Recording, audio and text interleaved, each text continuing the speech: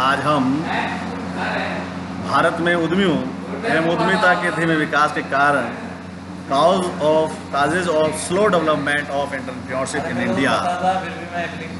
भारत में उद्यमिता विकास की गति के धीमे गति कारणों अथवा बाधक तत्व का उल्लेख करते हुए कार्ल वेस्टर ने कहा है कि उद्यमिता के विकास में अनेक जो बाधाएं हैं, जैसे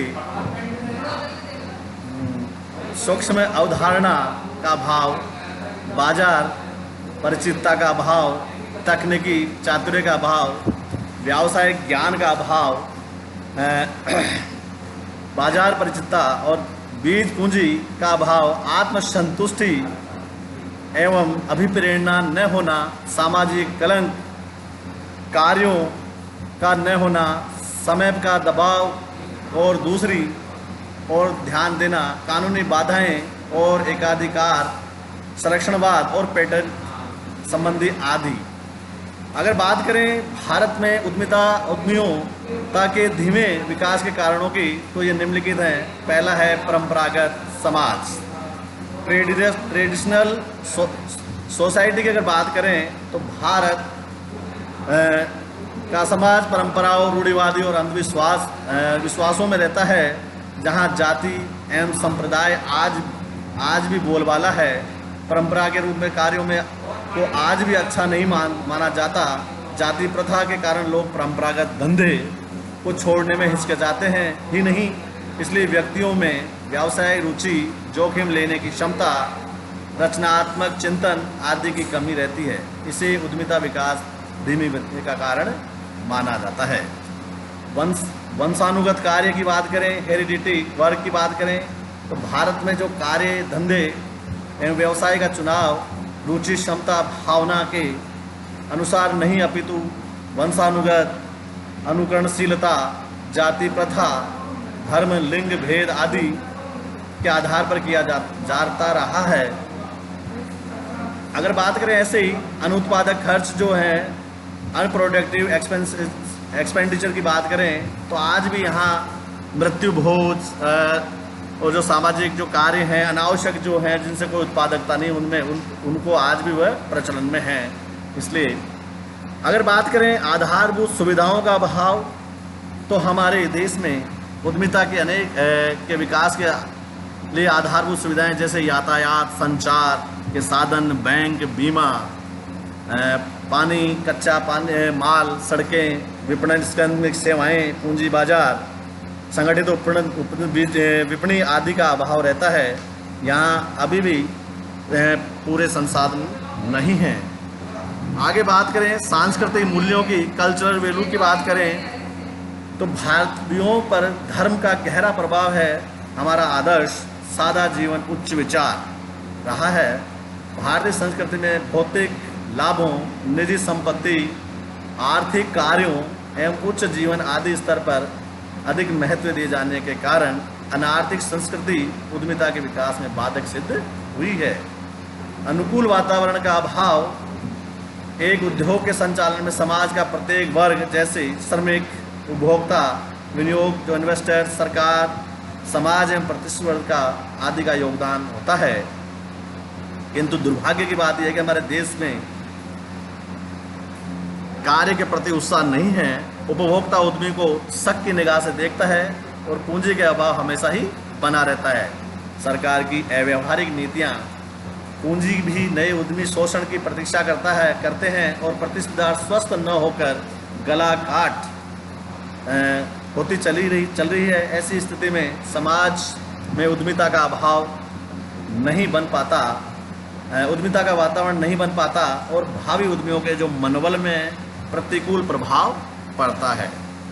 बड़े औद्योगिक घरानों से प्रतिस्पर्धा, जैसा कि कुटीर उद्योग, लघु उद्योग, इनकी बात करें, तो इस प्रतिस्पर्धा युग में जो बड़े उद्योग धंधों के आगे ये टिक नहीं पाते, ये भी एक धीमे विकास का कारण है। शिक्षण, प्रशिक्षण संस्थाओं, सुविधाओं का अभाव, जो ट्रेनिंग सेंटर्स हैं, अगर इनकी बात करें, जो नए उद्यमी बनाने वाली जो संस्थाओं का अभाव, संस्थाओं में दिया जाने वाला शिक्षण, प्रशिक्षण, जो ट्रेनिंग है में उद्यमिता संबंधी कोई व्यवहारिकता नहीं होती है।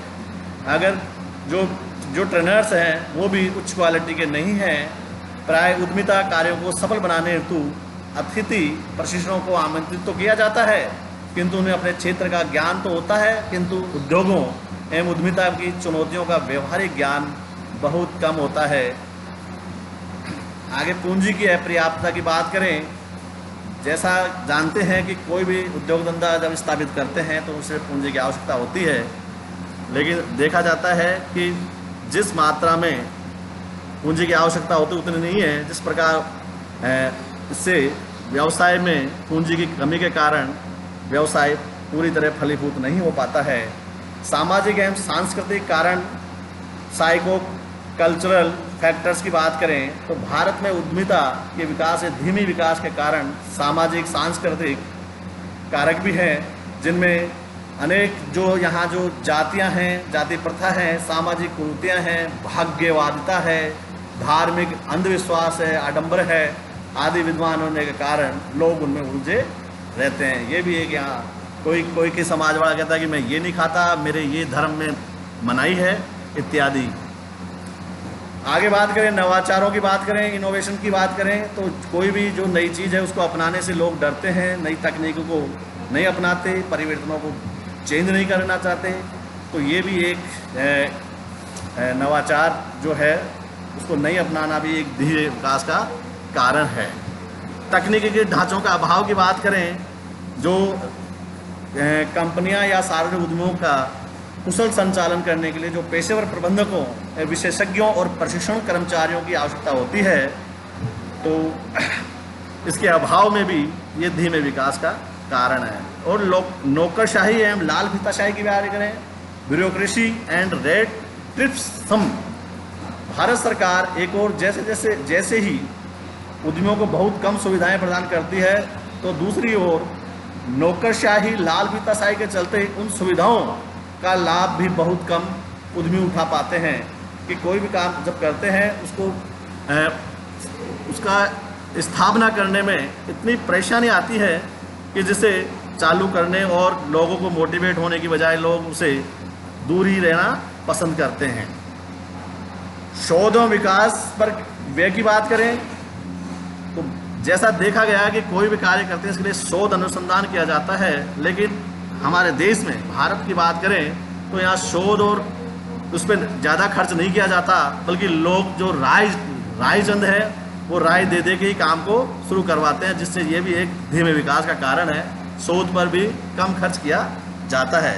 भारी कर एवं भ्रष्टाचार की बात करें, हैवी टैक्सेस एंड करप्शन की बात करें तो इसमें कोई अतिशयोक्ति नहीं है कि कोई भी कार्य करें वो बिना दिए लिए कोई भी काम है, चाहे एनओसी लेनी हो, कुछ भी लेनी हो, पहली बात तो एक दो दिन में वो होती नहीं है, और जैसे ही होती है तो आए दिन कि ये दो, ये लगेगा, वो लगेगा, इसके कारण आदमी उसमें उलझ के रह जाता है। तो ये भी एक धीमे विकास का कारण है। अन्य कारणों की बात करें जो अन्य है उसमें सार्वजनिक निजी क्षेत्र से प्रतिस्पर्धा है, राष्ट्रीय आय में कमी है, इत्यादि कारण है जो धीमे विकास के कारण है।